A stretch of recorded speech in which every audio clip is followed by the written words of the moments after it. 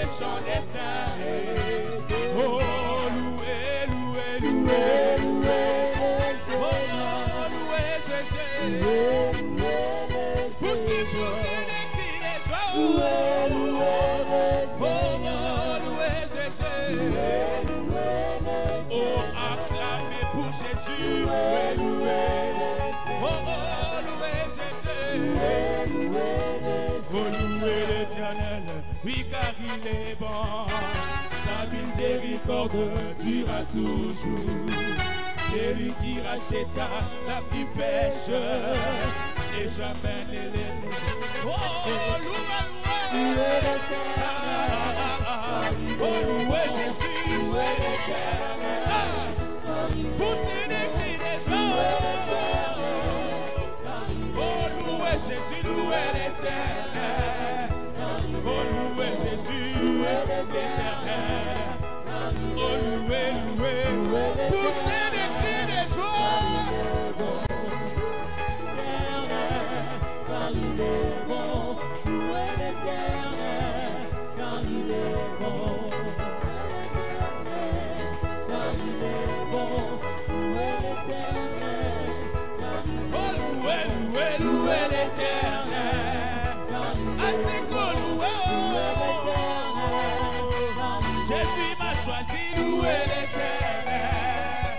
Jésus m'a aimé, louez l'Éternel. Jésus m'a choisi, louez l'Éternel. Jésus m'a aimé. Jésus m'a choisi, louez l'Éternel. Jésus m'a choisi, louez l'Éternel. Poussez des cris de joie.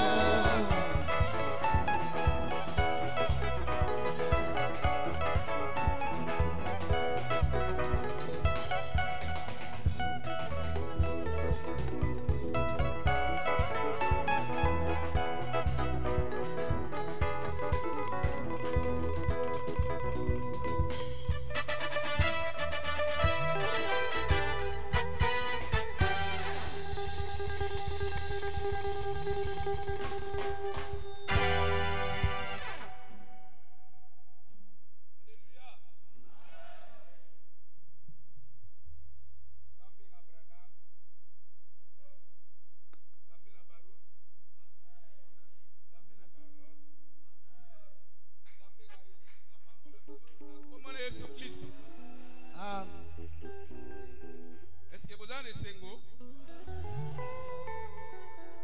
Les lots et les mots la résurrection. Les affaires mon nez pour n'abisso pas chrétien. Alors ce que vous il faut en laisser. Amen. Hein? Amen. Premièrement, on a remercié pasteur Eli Mingi. Comment on a bolingonaye. Sur le péto solipé par les bellettes. Mais na mis na molimo amona kimala mwete na telema wa pa na te abino na lobi nzambe apambola ye. Amen. Est-ce que vous aimez votre pasteur? Bolinga kamokengeli na bino. Vous avez la confiance na ye? Amen. Alors confiance oyo apesi ngai esenge pe bo pesanga confiance. Amen. Akwe kozwa moto oyo ateyaka fausse doctrine pe apesa bino te. Vous allez toujours dans la même boîte. Amen. Hein? Amen. Alors, tant exaté, ma petite minute, essayez de respecter.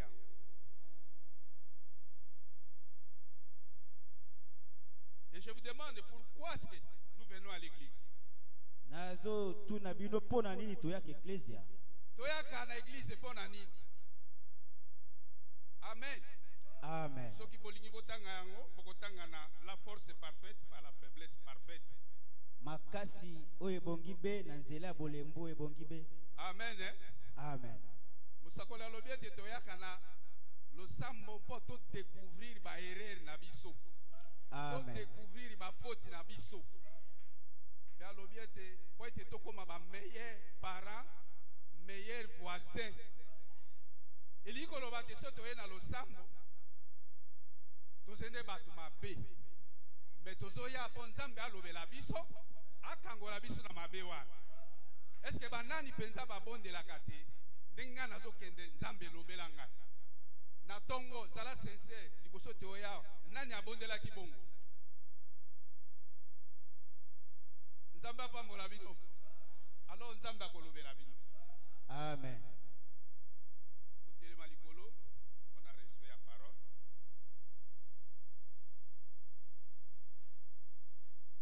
ofunga ba bible na biso na acte 19 Buku ya misala mukapo ya zomi na liboa. nous lisons au nom de notre Seigneur Jésus.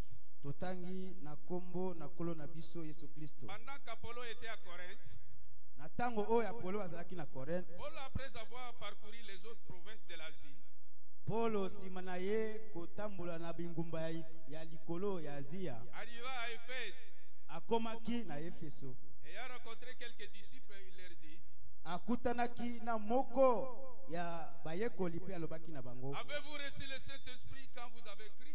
bozwaki molimo mosantu tango bondimaki? Ils lui répondirent: Bayanolaki nous ye, n'avons même pas entendu dire qu'il y a un Saint-Esprit. totikala koyoka te koloba ete molimo mosantu moko azalaka. Il dit: Balobi, de quel baptême avez-vous été baptisé? bino bozwaki libatisi nini? Et ils répondirent: du baptême des Jean. Bango bayanolaki libatisi ya Yohane. Alors Paul dit: Na bongo Paulo Jean a alobaki, baptisé du baptême de repentance, Yohane yapesaki libatisi ya kobongola disant motema, au peuple de croire en celui qui venait après lui, koloba na libota bandima oyo akoya sima na ye, c'est-à-dire en Jésus. elingi koloba Yesu. Sur ces paroles, Na maloba wana ils furent baptisés au nom du Seigneur Jésus. bazwaki libatisi na kombo na kolo Yesu. Lorsque Paul leur y imposait les mains, Tango Paulo atielaki bango le maboko, Saint-Esprit vint sur eux. molimo mosantu akitaki Ils likolo na parlaient bango, aux langues balobaki minoko ya et sika pe prophétisaient. basakolaki. Ils étaient en tout 12 hommes. Bazalaki pene na bato zomi na mibale. Polo Yesu Kristo nzambe na bomoi na biso. Olobi ete moto akobika na lipa pamba te me na maloba nyonso ezowuta na monoko na ye. Olobi ete na ntango na pokwa moto akoteya moninga te. Nde yo molimo mosantu okoteya. Yango wana nasengi ete olongwa nga na nzela. Nazala be instrument pamba yo kozwa mpona kosalela na ntina lobiko na bana yo. Me naza kosenga Seigneur Jésus ete présence na yo ezala awa. Yo ndo domine na salle oyo. Puissance nyonso ya ténèbres. Eza ya magie, eza ya bondoko, eza la kisi, bokoko, bokumu, bonganga na moko oyo.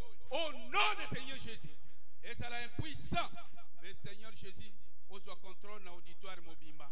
Ne bandekat kino suka na komone Yesu Kristo. Amen. Amen. Abobana basantu na nzambe. Amen hein. Amen. Amoni bamusuba yebi ngai. Dimanche passé soki oyaki okoko yebanga. Na biangami na kombo Noé, naza pasteur na uti na province ya Nord Ubangi. Chef lié eza Guadolite. Mais biso tokangemaka mingi na Gemena. Na yaki po na réunion ya ASMTF esili mais naza na mwa repo moke. Amen. Mais ngai tango ngana teyaka nalingaka te bato bandima amen. Boyeba te toye na restaurant. Toyende kolia. Amen. Amen. Tozo lia parole de Dieu. Balia ka parole de Dieu na litoyi. Amen, amen. Amen. Alors tango soki na tei olobi amen, c'est-à-dire ozo yamba pare na yo. Mais yo ya oldimaka pe amen ete ovandi bwe okobima oza vide. C'est pourquoi vous en angela batuni ote kuna bateya kinini eloko nini ozo koyeba eloko te po ozongi vide. Amen. Amen. Alors, mokonza na biso ezali, avez-vous reçu le Saint-Esprit quand vous avez écrit? Ozwaki molimo mosantu tango yo ndimaka? Tango yo ndima ozwa Saint-Esprit. Saint-Esprit soki ozana yo kobunga te. Saint-Esprit azelo ko elamba unga na lati. Amen. Amen. Kana ko bunga elamba na ngai te. Est-ce que yo ozwa?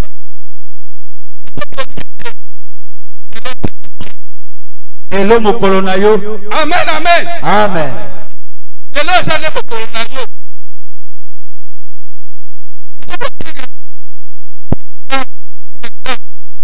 Pona milimo. Tozote ya pona. Okoki kobika na pasi na nzoto, mais sima na nyonso pasi pe koya ekoboma yo lisusu. Mais soki obiki na molimo, c'est pour l'éternité en éternité. Eza pona seko na seko. Yango wana importance ya message oyo frère Branham atei et c'est pour tous soit Saint-Esprit. Amen. Pour promesse moko eza liboso na biso oya enlèvement. Bato oyo bakozala enlevé ezali ba oyo bazui Saint-Esprit. Amen. Sans le Saint-Esprit, personne ne verra Dieu. Kozanga molimo mosantu moto te akomona nzambe pe akobika te. Liteya na mbala oyo esenge beto te avez-vous reçu le Saint-Esprit? Ozwa molimo mosantu. Tombe mama na nzambe po bazwa Saint-Esprit. Amen. Soki babiki tozote ya ba profondeur ça va. Mais moto abiki te ote ya profondeur ya kozwela kono. Yango na Paul atunaki motuna na Paul atunaki yango ezalaki pamba te. C'est parce que ayebaki ete po moto abika il faut Saint-Esprit. Pe libatisa oyo ekoko pesa moto accès à kozwa Saint-Esprit, c'est au nom de Jésus-Christ. Ezana kombo na Yesu Kristo. Yango na za oyebisa yo. Soki ozwi baptême au nom de Seigneur Jésus-Christ. Au croire na message du temps de la fête aux imitateurs. Alors, le Seigneur nous a rebaptisé au nom du Seigneur Jésus. Amen, amen. Amen. Bon, aussi baptême, mais aussi au Saint-Esprit, pourquoi? Amen. Amen. Il y a des accès au Saint-Esprit. Mais au Saint-Esprit, pourquoi? Vous ne pouvez pas recevoir le Saint-Esprit sans savoir ce qu'il est. Okoki kozwa molimo mosantu te ozanga koyeba nani oyo azali. Et ce qu'il a été promis pour vous. Pe ye alakama pona yo. Amen, amen. Amen. Voyez bien le Saint-Esprit alakebi pona biso. Amen. Quand dans acte 2 37 kokita. Pierre alobaki ete la promesse est pour elaka ezali pona bino. Bisno bayuda. E na ba oyo mosika nzambe akobenga bango. Amen. Ba oyo bazomi lelo na Kinshasa. Le Saint-Esprit est pour vous. Molimo mosantu azali pona bino. Nous sommes banga pona nini? Nzambe asengé na Saint-Esprit. Saint-Esprit azali obligatoirement, nécessairement pona yo. Est-ce que bato dénomination bandimi message? Bon, nani tindi ote ondi ma message. Bible lobiete, Jésus lobiete, papa te na ngai bakoyoka mongongo na ngai, bakoya kondimela. Amen. Yo luki nzambe te, on sosoli c'est parce que oza pate na nzambe.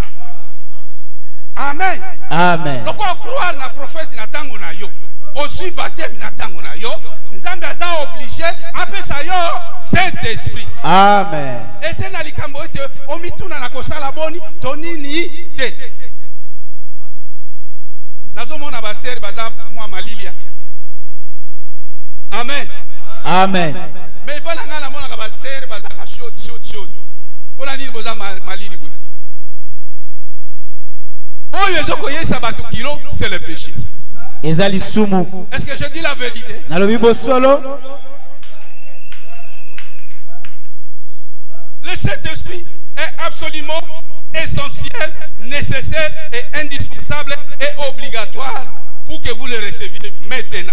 Molimo mosantu azali penza oya pesami atindami azamotuya pona yo yamba yesikoyo. Vous voulez lire ça? Lisez dans qu'est-ce que le Saint-Esprit, pourquoi le Saint-Esprit a-t-il été donné? Molimo mosantu apesama pona nini? Amen. Amen. Aza obligatoire pona yo, nécessaire. C'est ngo soyez. Ce que vous était aux oya kotika baninga ba. Et au quoi que soit Saint-Esprit, zanga na koyeba soki ya zana. Amen. Le Saint-Esprit, premièrement, c'est un signe. Molimo mosantu azali elembo. Ceci est là pour vous différencier des autres. Elembo oyezo kesanisa na ba mosusu. Qui font profession de chrétiens, mais ils n'ont pas encore reçu le Saint-Esprit. Ba oyo baza komi benga ba Kristo kasi bazwa molimo mosantu te. On voit seulement, mais ils n'ont pas reçu le Saint-Esprit. Baza na nzela kasi baza na molimo mosantu te. Amen, amen. Amen. Donc c'est pour vous différencier. Eza pona ko kesanisa biso. Dans l'église de Dieu vivant, na église na nzambe na bomoyi. Quand Dieu donne le Saint-Esprit, tango nzambe apesi molimo mosantu, vous êtes agréé par Dieu. Elingi koloba nzambe andimi yo. Amen, amen. Amen. Et quand Dieu donne le Saint-Esprit, tango nzambe apesi molimo mosantu, c'est pour l'éternité en éternité. Ezapo na seko na seko. Il ne peut pas ravir cet esprit. Akoki kolongola yango lisusu te. Amen. Amen. Le Saint-Esprit c'est un signe. Molimo mo santo azali elembo. C'est un sceau. Azali elembo. Qui prouve que Oezo tato la ete. le travail de Dieu sur vous est terminé. Ete mosana nzambe epa na yo esili. Vous êtes devenu son propriété. Okomi oyo ya ye. Il ne peut pas vous perdre. Akoki kobungisa lisusu te. Amen, amen. Amen. Le Saint-Esprit, Molimo mo santo c'est une assurance. azali etingia. C'est une assurance. Aza etingia. Est-ce que vous voyez la société, vous avez une assurance? Amen. Vous voyez,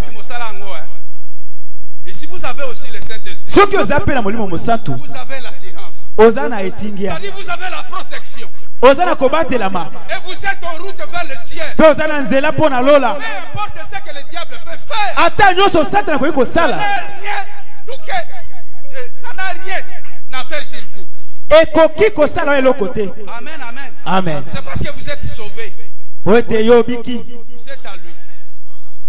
Et le Saint-Esprit, Molimo mo santo c'est un consolateur. aza mobondisi. Le Saint-Esprit, Molimo mo santo c'est un avocat. aza molobeli. Amen, amen. Amen. Un avocat, Molobeli c'est celui qui défend une cause. azali oyo azoloba likambo ya moto. Mais si vous avez le Saint-Esprit, Soki ozala molimo mo santo vous avez votre avocat. ozala molobeli na yo. Il y a des problèmes. Soki ozala makambo Il vient prendre votre place. aye kozwa esika na yo. Et n'oubliez pas Pe kobosana que te. cet avocat, Molobeli il wana est aussi lui-même le juge. ye pe azali zuzi. Amen. Amen. C'est pourquoi la Bible dit, Tala tina Bible qui elobi. condamnera les élus de Dieu. Nani akokwesa maponami na Nzambe? Amen, amen. Amen. Ye moko aza avocat, ye moko aza juge, bakofundo epa na nani. Vraiment. Vous voyez maintenant l'importance du Saint-Esprit. Omoni siko tina molimo mo santo. Molimo mo santo C'est un repos. azali bopemi. Amen, amen. Amen. Repos le quoi tu fais na dimanche oyo te. Nzambe akeli biloko nyonso tango azwi repos et c'est pour na libela. Et quand le Saint-Esprit c'est un repos, ça dit il vous repose de vos mauvaises herbes. Lokola molimo mo santo azali bopemi azopemi sana misala na o mabe. Amen, amen. Amen. Ceux qui ont joué Saint-Esprit a permission na misala nyonso ya mabe. Amen, amen. Amen. Bon, Paul a lobby de Tommy comme ça makati na polo. Ngai na croire le message na 1900. Amen. Amen. Et puis tango na zui na ko ndima, samba sala itena ndima na bala mwasi inani avant. Et je suis resté fidèle à ma femme. Natikala sembo na mwasi na nga kino lelo. Dieu m'a donné un repos. Nzambe apesa nga bopemi. Osa ko lobby de tote makam ndenge wana. Tommy glorifié na ngo, et c'est le quoi de toti emprunté sur le sable de temps. Acheli tambe likolo ya zelo ya tango. Amen. Amen. Peu importe combat et quoi que ça là, mais Dieu m'a donné un repos. Nzambe apesi nga bopemi. Je veux que ce Dieu là vous donne aussi des repos. Nalingi Nzambe wana pe apesa yo kopema. On a ma paix mususu au sala. Amen. Il n'est pas Dieu injuste. Azali Nzambe oyo azangi boyenge benite. Amen, amen. Amen. Et le signe, Pe elembo c'est quelque chose qui différencie les autres. ezali eloko oyo ezokesanisa. Yango wana pour Abraham c'était la circoncision. Pona bala ya ezali kokata Nzambe mangenga. abengi ye ne boto mususu pe azokotinde pa mususu. Pe alobi ete po na kesenisa yo baye baitoze yanga. Allez, faites maintenant la circoncision. Kata mangenga. Ça dit enlever la partie superflue. Yo longola eteni oyo ya likolo. La partie inutile. Eteni oyo ezangi tina. Amen, amen. Amen. Okomi motonanga. Amen. Et cette circoncision aujourd'hui, Kokata mangenga wana lelo. ça se fait dans les cœurs. Ezo salama na mitema. Ça se fait dans les cœurs. Ezo salama na mitema. Dieu circoncis vos cœurs. Ezo kata ngenga mitema na bino. Ça dit vous avez reçu le Saint-Esprit. Elingi koloba ozwi molimo mo santo. Amen, amen. Amen. Eh, mais vous ne dites pas amen à cette parole. Bozo ndima mene te na liloba oyo. Et vous faites de Dieu un matin si vous ne recevez pas le Saint-Esprit après avoir été baptisé au son nom. Ozo komisa Nzambe mokosi soki ozwi molimo mo santo te sima kozwa libatisi na kombo na ye. C'est ça dans il prend soin et vous. Azobatela bino. Et vous. Pe bino. Alléluia église. Amen. Oh. Jean 1. Yohani ya liboso. La lumière était venue dans le monde. Paul yaki na mokili. Et le monde a été créé par lui. Pe mokili kelama na ye. Amen. Amen. Il est venu chez les siens. Aye pa ba oya ye. Les siens Pe ba oya ye. ne l'ont pas reçu. Ba yambi yete. Amen, amen. Amen.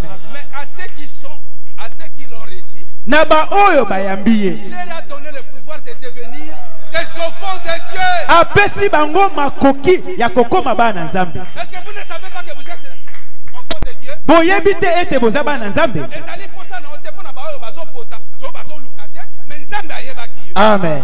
Atiki ba musu nyonso aponi yo. Amen. Parce que oza mwana na ye. Amen. Non, ko ndimeli mosakoli. Ozwi libatisa na kombo na Yesu Kristo. Obligatoirement akope son Saint-Esprit. Amen. Reste ya problème etali yo te. Amen, amen. Amen. Le Saint-Esprit c'est pour vous. Molimo mosantu azali pona bino. Enlevez la crainte. Longola kobanga. Enlevez la paix. Longola kobanga. Amen. Amen. Ce qui fait que les gens ne reçoivent pas le Saint-Esprit. Oyo esalaka ete bato bazwa molimo mosantu te. C'est suite au manque de confession sincère. Ezali po bayambolaka na mobimba te pe na sembo te. Et vous, paragraphe 63 et 69. Azobatela bino pe bino eteni ya sango tuku motoba na libwa. L'église et sa condition. Ecclesia pe lolenge na yango. Paragraphe 160. Molongo ya kotanga kama na tuku motoba. L'église.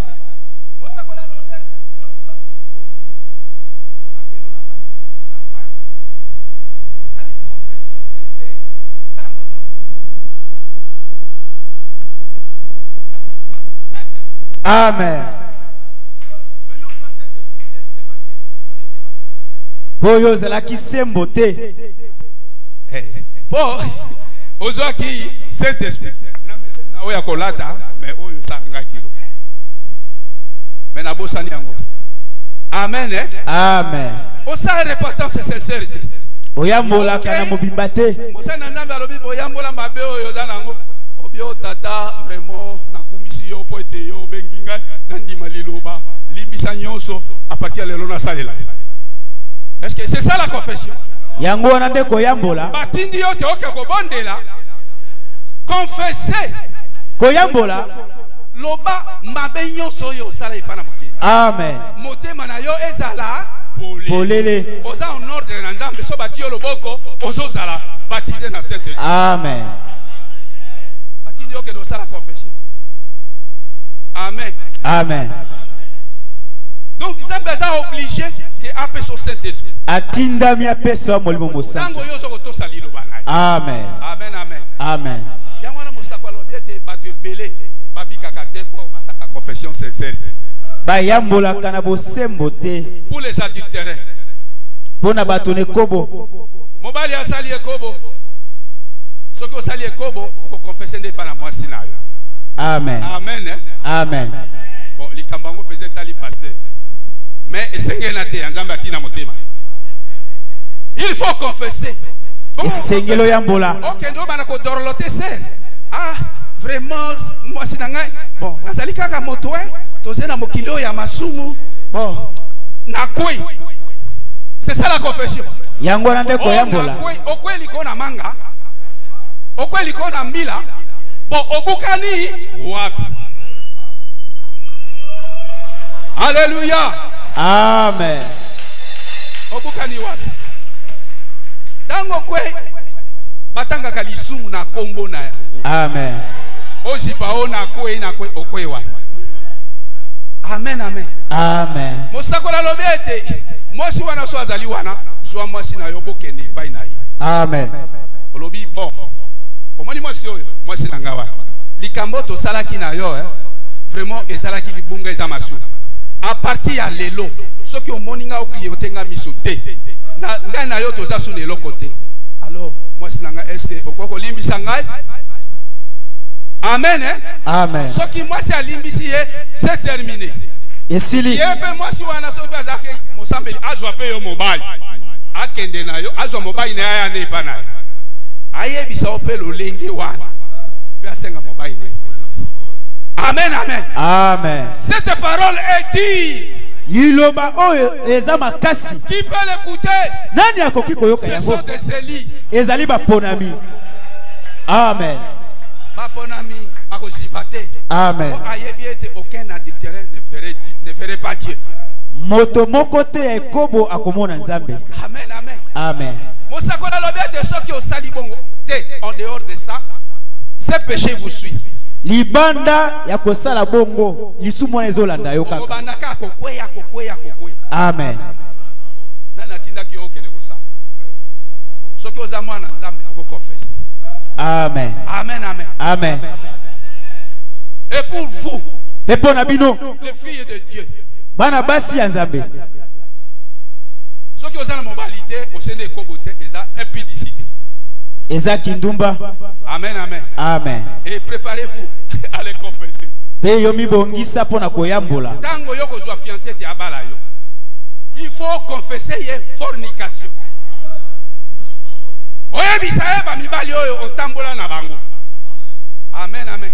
Amen. Alors, tango pardonner on nzambe amoni yo lokwa vierge. Virginité ya message otozolo banango lelo eze lisusu pona mosunité. Amen. Ça se contrôle ata même bana seka ba mi bebisi. Mais virginité et c'est pour yo yo suis Saint-Esprit. Amen. Mwana na nzambe soki alinga abala mwasi oyo aze na Saint-Esprit. Amen. OK le kobala mwasi oyo ayebi mobali te autre temps aza na Saint-Esprit te. Vraiment. O suis kari otina ndako na yo. Pasi ya minu ikoti na ndako. Est-ce que c'est la vérité? Amen. Et appuyez cela par un amen.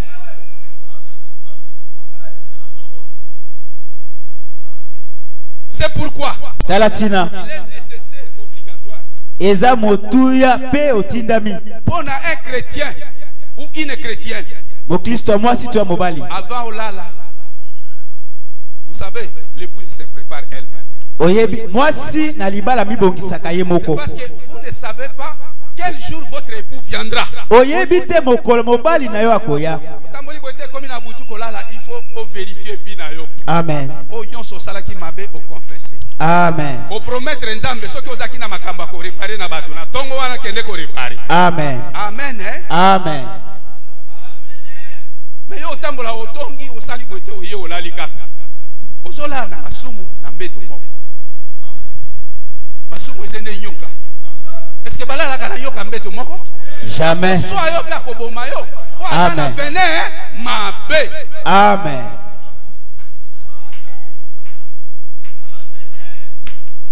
Amen, amen. Amen. Dieu est obligé de vous donner le Saint-Esprit quand vous obéissez à sa parole. Nzambe atindami apeso molimo mosantu tango tosi liloba na ye. Tangango na docteur Moïse, paragraphe 31. Molakisi Mose eteni ya sango tukumisatu na moko. Pourquoi le Saint-Esprit a-t-il été donné dans 163? Pona nini molimo mosantu apesami eteni ya sango kama na tuku motoba na misato. Amen. Toza bref. Nani azana Bible wanatangela biso Romains 2. Non. Romains 8. Baloma mokapo ya mwambe. Romains 8. 28 à 34. Romains.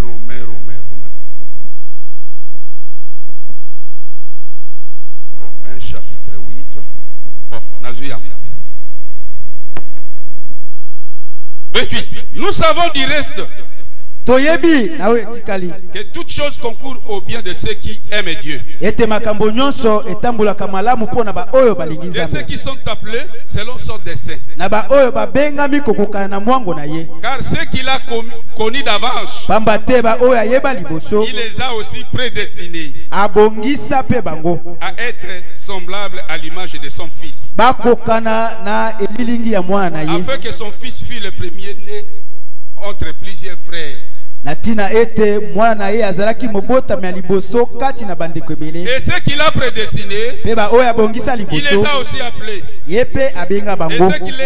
ceux qu'il a appelés, Ba oyo abenga bango il les a aussi justifiés. alongisa pe bango. Et ceux qu'il a justifiés, Pe ba oyo il alongisa les a aussi glorifiés. apesa bango lokumu. Que dirons-nous donc à l'égard de ces choses? Tokoloba nini kotela makambo oyo? Si Dieu est pour nous, qui sera contre nous? Soki Nzambe aza pona biso nani akotelemela Qui biso? sera contre contre nous? Nani akotelemela Qui biso? accusera les élus de Dieu? Nani akofunda baponami na Nzambe? Amen, amen. Amen. Alors, le Seigneur le miye balelo se. Amen. Oye ba ito se mwana Nzambe frère. Amen. Yomoko. Olandi Nzambe te, yomoko bengi Nzambe te, Nzambe nde ayebi yo abengi. Amen. Alobi ete bapate ne bakoyoka mongongo ne pe bakoya epai. Amen. Soki oye elingi kolimbola ete oza pate na Nzambe. Amen. Alors, sachez que Dieu vous a aimé. Oyeba ete Nzambe alingaki yo. Comme il vous a aimé, Lokola alingi yo, c'est fini. esili. Vous devez savoir que le Saint-Esprit est pour vous. Esengeli oyeba ete Molimo Mosantu Ne aza vous pona yo. inquiétez de rien. Komitungisa na eloko te. Ça, c'est un mystère. Oyo eza libombami. Christ est le mystère de Dieu révélé. Kristo aza libombami na Nzambe oyo emonisami. Moi, n'attends exactement pour ma personne minute. Mais boye babongo, c'est un secret. Ezali sekele. Oh Nzambe, abombela ki bato. Amen.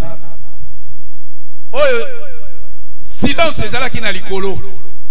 Po alobi ete yemoko. Mwana yebite, ata banjo ba yebite, mokolo oyo akoya kozwa mwasi libala. Amen. Amen, amen. Amen. Mais lelo yebi ba sekele. C'est parce que oza mwasi libala. Amen. Amen, amen. Na yebisi yote. Mobali akwe ko bombela mwasi ne sekelete.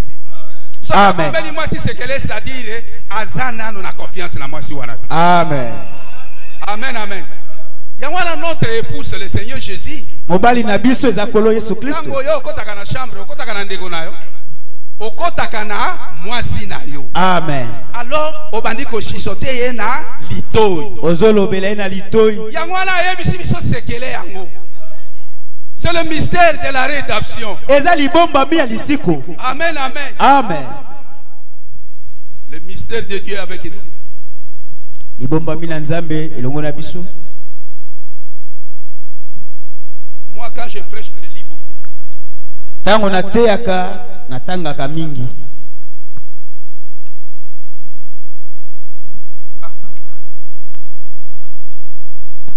Namoni yango te. Amen. Amen. Mystère yango ezali boye. Amen. Amen. Liboso te Nzambe akela mokili. Ozalaki kati na dessin na ye. Ozalaki na mwango na ye. Amen, amen. Amen.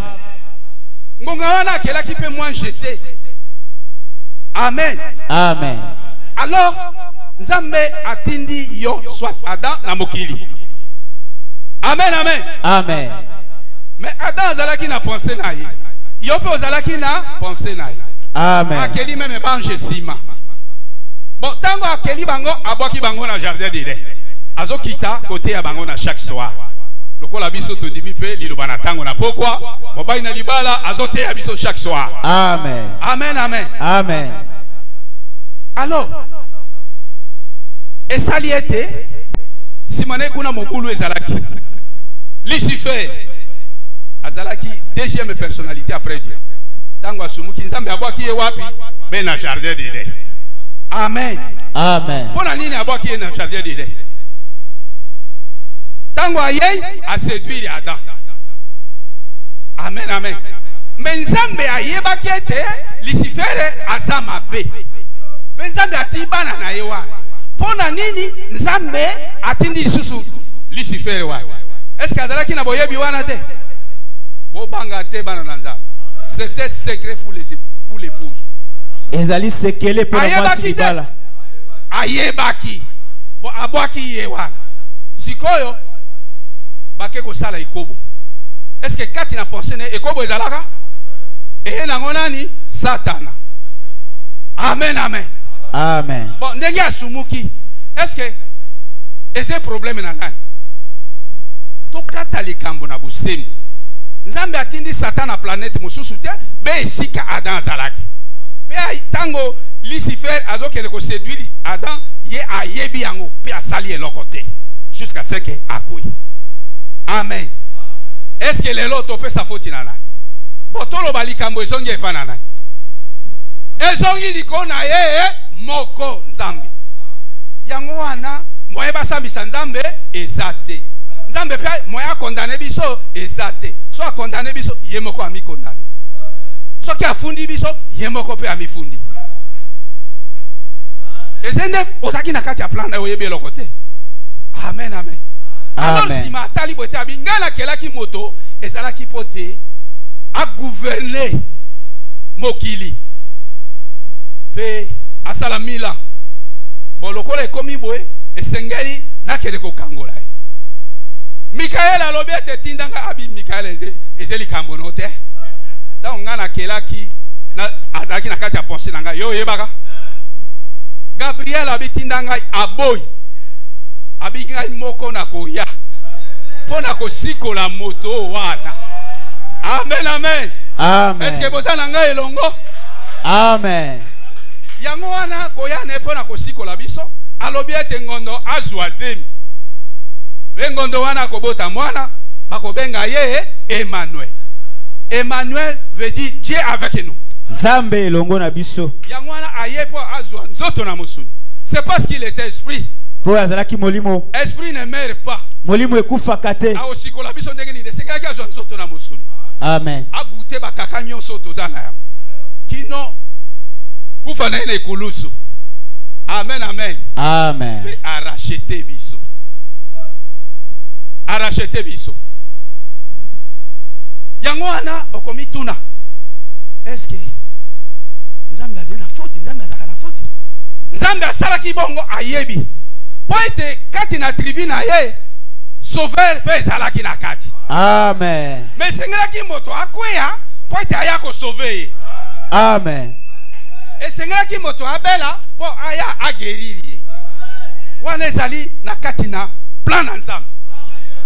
Alléluia église. Amen. Yango wana na koyebisa ose na yebisi yo frère. Masumo yo sala. Péché yo zo sala. Est-ce que na pensé dans Nzambe péché ezalaki? Yango wana so croire lobate Satan alongwa kuna. Tango nazalaki na makanisi na Nzambe yo ozalaka te. Amen. Amen, amen. Amen. Mais yo, il faut confesser. C'est parce que ceux qui les a appelés, Ba oyo abenga, il les a justifiés. alongisa bango. Justifié, c'est-à-dire il vous a pardonné. Kolongisa ikoloba Quand alimbisa Dieu yo. pardonne, il oublie. Tango ye alimbisi abosani. Mais moto so qui alimbisi souvenir etike na moto. Amen. Yango ana so qui osali mabe confesser. Tango confesser makila na Yesu ye effacer yango. Amen. Azo mono lokwa osa eloko te. Bazo impité mais ya sala ki boye mais pas na Nzambe alobi osali eloko te. Amen. Yango na alobi ete il n'y a pas de condamnation pour ceux qui sont en Jésus-Christ. Kokwa isa mezalite na ba oyo bazakati na Voyez Yesu. l'importance de la Saint-Esprit. Sauf aujourd'hui Saint-Esprit parfois koko trébiché. Osali mabe mais au confesser. Dans au confesser, Nzambe a pardonné. Amen. Mais ce que aujourd'hui Saint-Esprit. Yango na Saint-Esprit azat très important. Amen. Il les a justifiés. Alongisa bango. Il les a purifiés. Apetola bango. Et il les a glorifiés. Pe apesa bango lokumu. La gloire de Dieu, Kembo na Nzambe. c'est le baptême du Saint-Esprit. Eza libatisi ya molimo mosantu. Yango wana oza décourager te ndekola. Péché wana ekanga yo te na makanisi na Nzambe ozalaki nango te. Oye na mokili nde Satan aza kobebisa yo. Na yebisa bino dans plupart des cas bato yo Satan abebisaka bango mingi ce sont les enfants de Dieu. Eza bana Nzambe. Po bao baze na kana ye akipa bango te. Mais azoluka yo ze na semence na Nzambe. Amen. Amen, amen. Amen. Oh, on a bondumba na. Dala Rahab azalaki mwasi ndumba. Amen, amen. Amen. On a favorisé te oke sala bondumba. Rahab azalaki mwasi ndumba. Mais à recevoir ba espion. Waye ba kete na Israël, bango baza makasi lokwa ba eko explorer mboka bako boma penza bako zomboko. À recevoir bango. Pour recevoir bango, ezelo kwa ta recevoir parole de Dieu. Tango balingi ba kende, ya bombi bango akei, abi apesa ki bango signe. Fil de cramoisi. Singa ya motane. Tiango na ndako na yo. Tango toko ya, soki to moni elembo wana, toko bouger ndako wana. Amen. Mais soki to moni elembo te, bino tout tokoboma bino. Amen. Alors Rahab abengaki ba famille na ye na bandeko mosusu bazala ikati na ndako wa. Amen, amen. Amen. Mosakoli alobi ete avant ko condamner moto, il faut yeba likambo na ye. Amen. Rahab soki asalaki bondumba, c'est parce que babotine bazalaki atana makokite. Moyen ya koleisa bango ezakite. Yango ana akeko koto na kati na mosala wa. Metango akutani na liloba na Nzambe. Amen, amen. Amen. Elle était transformée. Abongwanaki. Yango elingo bate osali bondumba, c'est parce que oyeba kite. Amen. To motif songolo etindaki yo. Mais mokolo kutani na liloba tika yango. Amen. Kozongela yango lisusu te. Te. Amen, amen. Amen. Rabe wana abalaki mwasi na capitaine do général nani Caleb pe baboti bwana botanga ngo ezena pourquoi la petite Bethléem Pona nini Bethléem ya muki abalaki Salma akepe baboti Obed Obed ayeko bota oya bali Naomi nani Boaz auti na familia ya nani bondumba pe apati na Obed wana ekeibo ete mwana Yesu abimi na libota wa. Amen. A trône de David. Ngwende ya Dawidi. Amen, amen. Amen. Pe Boaz wana oyo auti azali mwana na Rahab mwasi ndumba akepe kobala rite moto na nation. Amen. Naomi azongaki naye. Il faut voir. Amen, amen. Amen. Yango wana bondumba no elembisa yote. Bien sûr, la perfection vient en étape. Kobonga be eyaka ndambu ndambu. Nenyo zawana est-ce que obongi tout? Tango zoya Nzambe azo sukolo malem. Amen. Malem kino te okomona kobonga. Mabe wana Nzambe akobanda kolongwango malem kino te okomana kobonga. Amen. Yango elembisa yo te.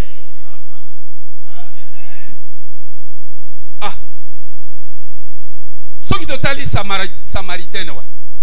Yazalaki mwasi ndumbali. Azala mauvaise réputation. Mais azalaki nde semence na Nzambe. Amen. Yango na yebiso te bato mingi zabula bebisaka bango liboso, ce sont les enfants de Dieu. Ezaba na Nzambe. Tango bakutani na Jésus, conversation ebandi. Abi kende kobenga mobali na. Abi naza mobali te abi olobi frère. Osena bango batano mais o motoba wana azipe mobali na. Yende akeko diviser sango te Messi akomi awa alobi na tina na biso asala kindumba mais tango akutani na parole de Dieu abongwani mbalamo. Amen. Moi si wana na ndako ya Simon le lépreux a invité Jésus pour asekaye. Amen. Amen. Après si ata maya osukola makolote ba pharisien wana posa beta asekaye Yesu. Mais moi si wana na mbongo ne ya bondumba ake kosomba parfum moko eleki na motuya pe a fofilete jusqu'à ce qu'il akomaki abandi kolela na makona Yesu pisoli na ye na suki ne komaki Yesu eme asukoli makona Yesu pe a répondre parfum wana na motuna babi o ya lo bakataza mwana Nzambe bongo soki azaka Nzambe na yebi mwasi oite. Amen. Yes soki ayena mokili ayende pona batu mabe abikisa bango soki ozaka malamu c'est-à-dire Yesu aye pona yote azalaki mwasi ndumba pe azwi lobiko. Amen, amen. Amen. Ko décourager te pona lisumu wana zabulu azota liso tango nyonso likambo ezebete sala confession sincère. Amen. Soit décision lokola ngana yoki lelo mbabo susu eze avertissement oyo Nzambe oye kokebisa ngai a partir ya lelo Nzambe na kosala lisusu te pesa ngai makasi ya kobikela liloba kino apeso molimo mosango. Amen, amen. Amen. Nzambe akopesa. Moi si wana zaki surprise on adulteur. Ba yuda bazuye ba ede pona Yesu pona komekai. Balobi nini na tina na mwasi otozu ya sali ekobo. C'est parce que na loi ya Moïse bete mwasi so ase ekobo il faut ba lapider. Babo maina mabanga. Mes chers bien-aimés, nous ne vivons pas dans le temps de loi mosaïque. Tozobika na tango ya mobeko ya Mosete. Mais nous vivons dans la grâce. Tozobika na ngolu. Loi. Ezo kangamoto etiye na boloko est fermé ici. Mais grâce, ezo sala ete ebimiso na prison. E fungolonze. Amen. Yangwana tango tote yaka, susi na biso ezalaka te, ba na nzambe ba bongo. Amen. Peu importe mabe na yo, na bonde la nzambe pote a transformer yo. Ba mona puissance na nzambe ete lilobo yo eze na nguya na kobongo. Amen. Mais non pas na condamné. Bon, siko bokimilo sambo tu. Na kote ya subanani. Amen. Amen. Soki na condamné na fungola nzela. Te okoko bima awa. Est-ce que je dis la vérité? Na lobibo solo. Oh, loko osali ekobo, osali fini. Okomono nzambe te. Non. La kisai. Asala nini po habi makati ni kubo wa. Jésus abani ko koma na se. Azokoma. Ba farisien wana moko ai. Sazo ba yo André. Lobi na nzela na mai bovanda ki pembe na nzete yo na mwasi wana. Komo ne songo. Tango aya amoni aleki. Moko na moko azoya. Lokwa za kinzambe ayebi tu azokoma mabe na bango tu. Po alobaki ete oya ayebeta saka lisumu te abwakele libanga. Metango abani ko koma masumu na bango. Bango batali boite ekokite bango tu bakei. Atomboli miso. Alobite mwasi. Bato bafundi yo baza wapi. Amen. Abi bazate. Abi kende pe osala lisumu te. Amen. Alléluia église. Amen. Soko salabo.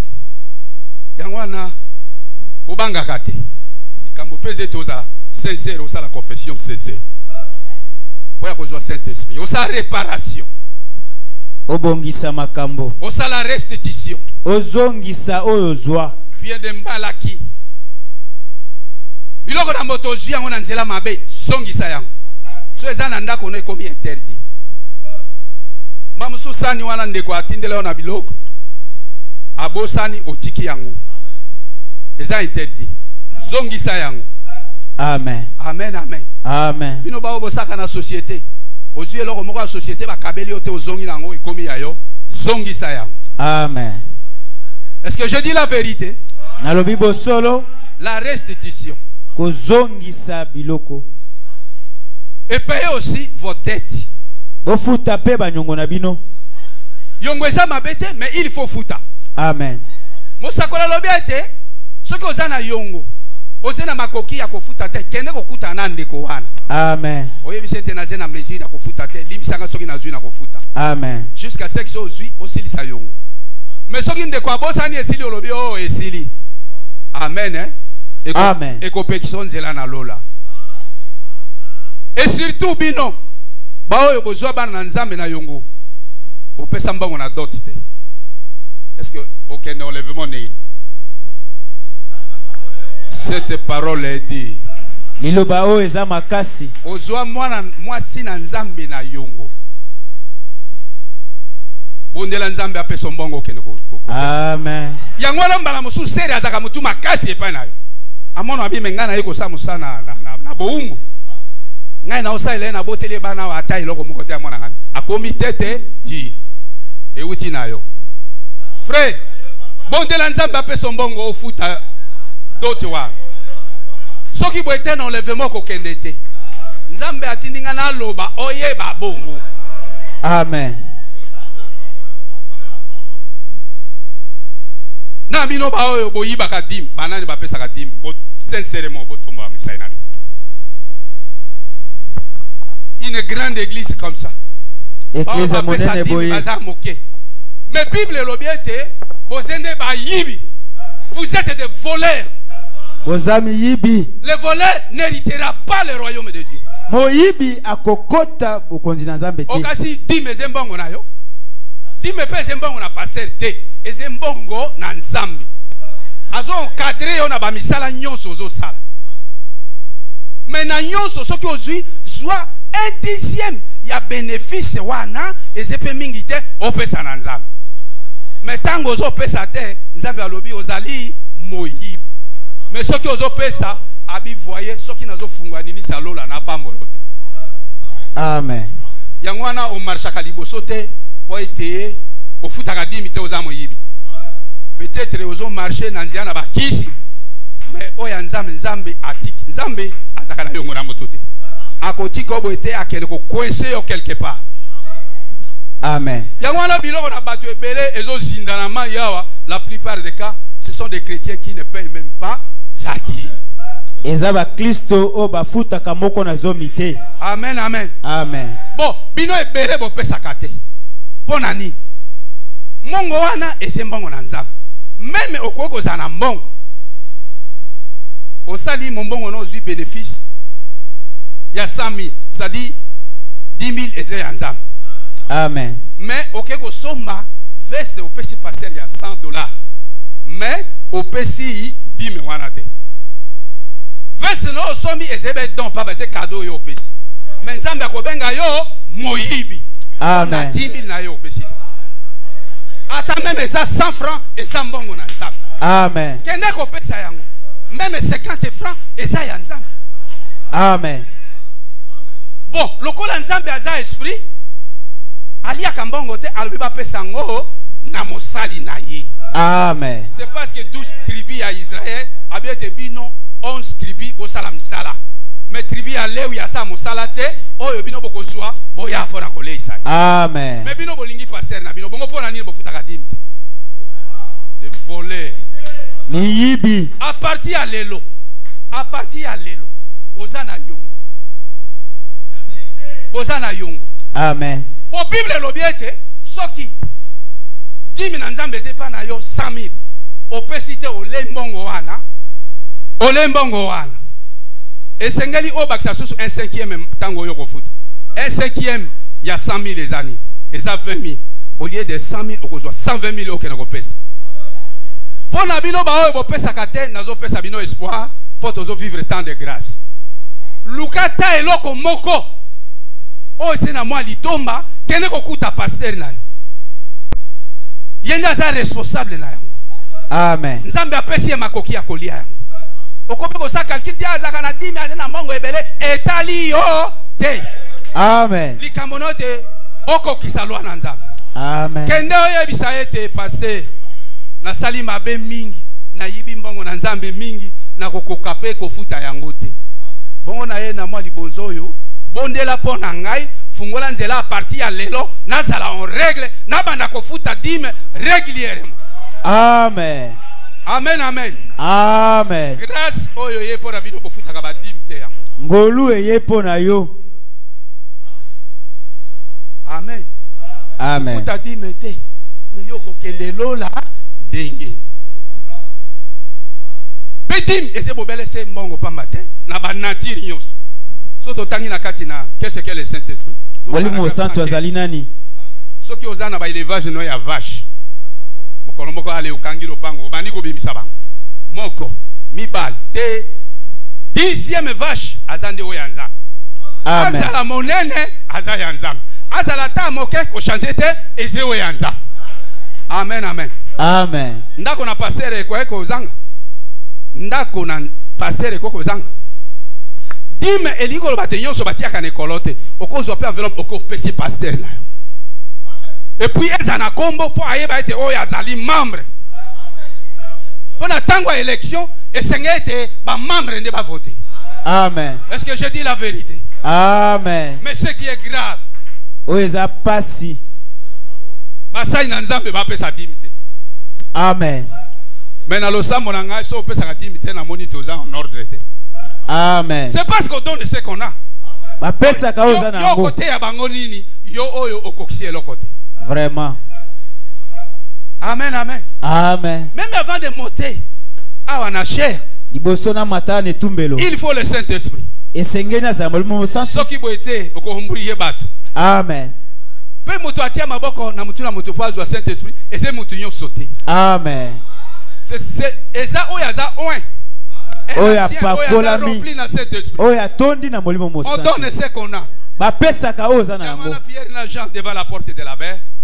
Habite aux mbongo te, mais c'est que je te les donne au nom de Jésus-Christ. Lève-toi et marche. O nazana yango na pesio na kombo na Yesu Kristo telema. Biso tozende bato na dénomination te. Oh, bolanda ngai te, boyoka kaka oyo ngana te. Est-ce qu'un aveugle peut conduire son ami aveugle? Tous les deux tomberont dans un trou. Amen. Amen, amen. Amen. Mais respectez bango comme ce sont des serviteurs de Dieu. Amen. Amen. Amen. Un serviteur, Mosali, un noin, c'est un unique. Aza Mokube. Amen. Mokube azali oyo un homme sans sensation. Yende asukulaka mwasi na roi akotisa na chambre. Amen. Moto aza motei. Aza passé asa su ekobo na bana yi. Vraiment. Ça dit tata wana azali boma. Amen. Est-ce que je dis la vérité? Amen. Bon, kuna na mangomba eza bon. Mobateli azowela basi na bana yi. Pe yo ke kotia zolo no wana. Pokozwani. Vraiment. Au kabola bino bikobo. Amen. Est-ce que je dis la vérité? Amen. On peut sabino bikobo. Pe yo tika lo sambo oke na lo sam ndenge wa. Oke kozwani. Otika awa oke na lo sam ndenge wa. Kuna molia na bango eza pourri. Epola. Beko gratte kozonga sima bana soso. Mais oyo ezene molia ya ba aigle. Amen. Oyo ezana musuni na makila. Amen. Ezo tanga taitai. Tango bazolia baza ko sepela. Amen. Yemoko pasteur azomela masanga. Azomela makaya. Oh. Mema wana oyo ozoko kende kuna. Amen, amen. Amen. Ok, de kuna kosani. Kozana ngai longo. Amen. Nakata. Nakata. Bon, natangela bino eloko moko. Sukaka bon. So nzambe alingi sima to sali yango. Amen. La flèche de délivrance de la part de Dieu tirée à l'aide d'un arc. Mbanzi ya lisiko kouta na nzambe oyo abeti na nzela ya arc. Na litimbo. Ngala litimbo. Amen. Amen. Excusez ngai bo sunga ngai na tangata écriture wana.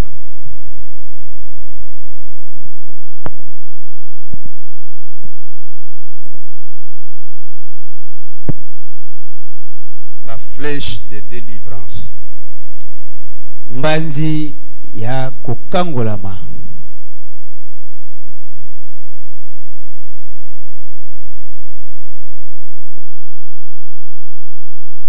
La flèche de délivrance.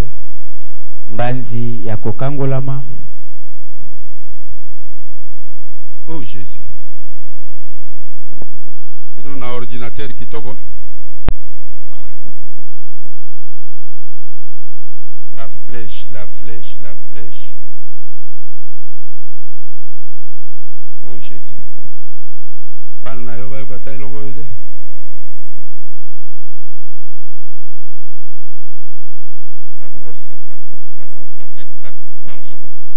Oh, merci Seigneur.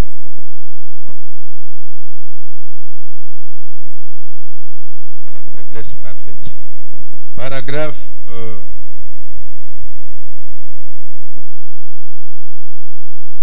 la flèche de délivrance. Mbanzi ya kokangolama.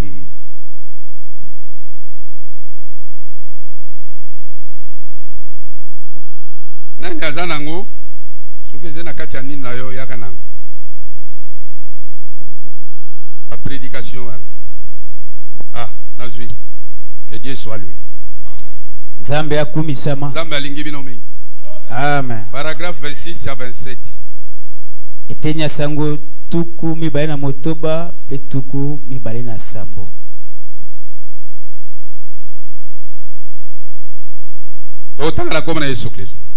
C'est maintenant le temps de prendre position pour Dieu. Ezali sikoyo tango ozwa ngambo ya Nzambe. Ozwa tango na Nzambe sikoyo boy. Et ne copiez pas le monde. Pe komekola mokilité. Frère, ndeko, si jamais vous devez prendre position pour Dieu, faites-le maintenant. Soki esengeli na yo ozwa ngambo na Nzambe sala yango sikoyo. Voici le moment, c'est maintenant. Tala tango yango yo sikoyo. Le temps où nous en avons besoin. Tango tozala ngo bosenga. Amen, amen. Amen. Zwa décision. Yakotika masumu no wana. Osalela Nzambe, Nzambe ako pardonner. Amen. Okima lo sambo te. Amen. Pe soki o confesser motema no eza sincère. Sur place Nzambe ako son Saint-Esprit. Amen. Saint-Esprit elingolo babete batiaka. Lokwa ndenge oza na motema eza sincère aux Saint-Esprit. Saint-Esprit elingolo bateso batio maboko il faut bina tokwe ya na sete. Ba wana eze ba oyo bazana ba action.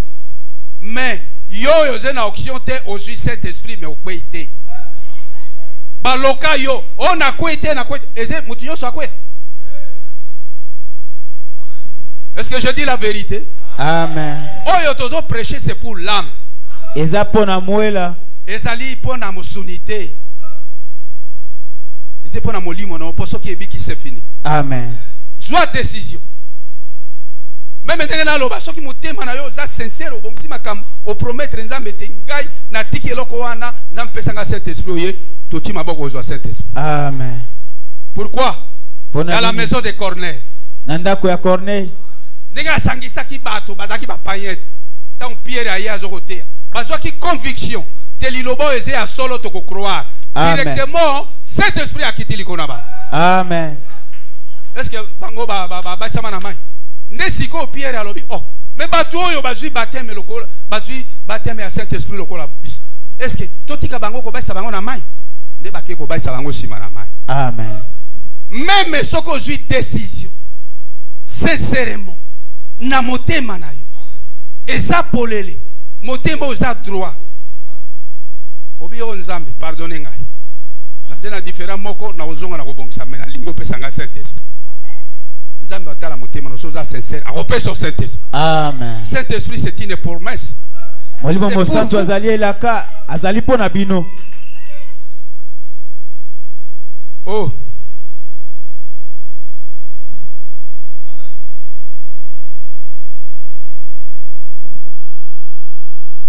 C'est maintenant le temps où l'église est pesée sur la balance et elle a trouvé légère. Après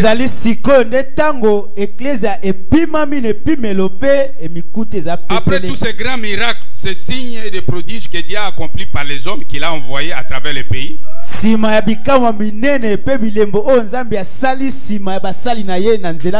que bomoni yango te? Tomoni yango. Bomoni oh ya papa na biso l'homme de relève bomoni te? Tomoni yango. Bosiko lo samwe comme sur rétrograde. Pourquoi?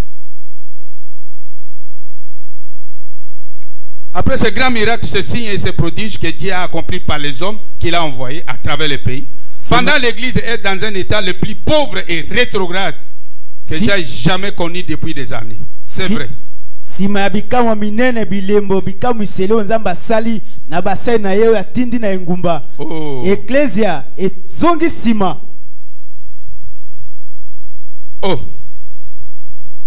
vraiment, nous vivons le temps de compromission. Vous devez porter de meilleurs habits. Devez faire un peu plus d'argent et cela fait simplement de vous un abruti. C'est tout.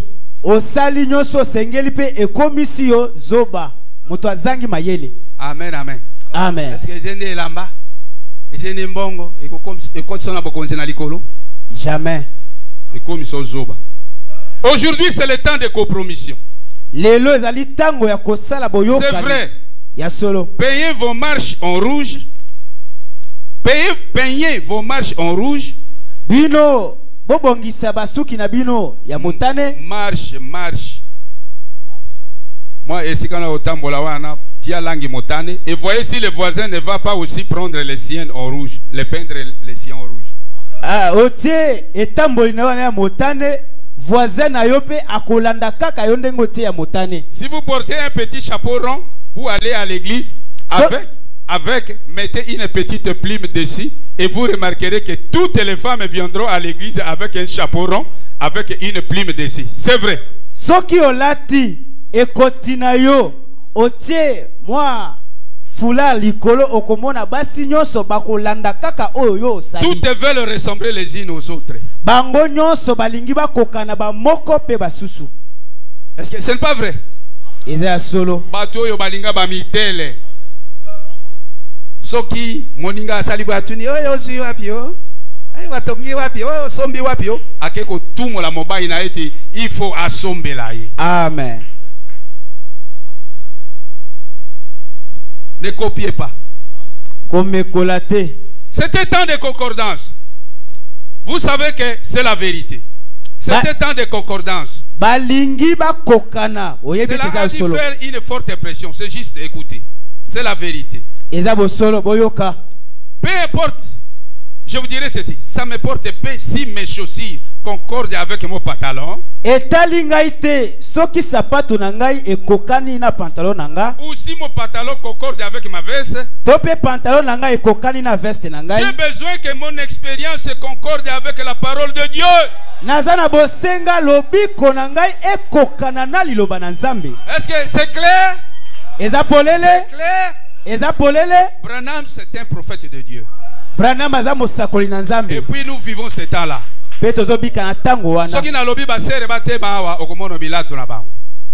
Concordance. Sapato concordance. Amen. N'est-ce pas vrai?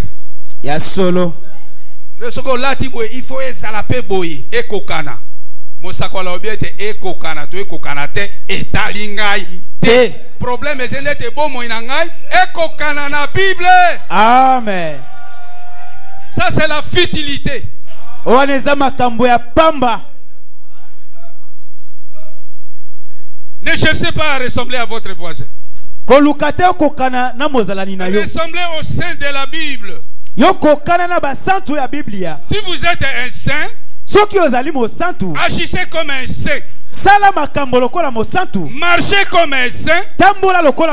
Habillez-vous comme un saint. Parlez comme un saint. Priez comme un saint. Croyez comme un saint. Habillez-vous comme un saint. Soyez comme un saint. Vivez comme un saint. Mourrez comme un saint. Et allez au ciel comme un saint. Que Dieu bénisse sa parole.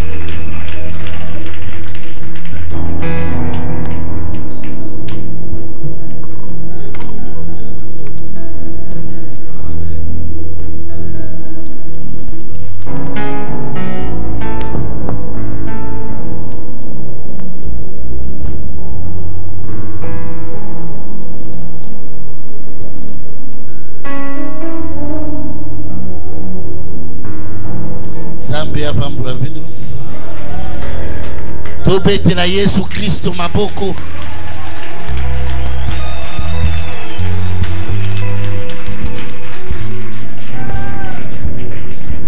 Tondi Seigneur Jésus pour la parole de Dieu.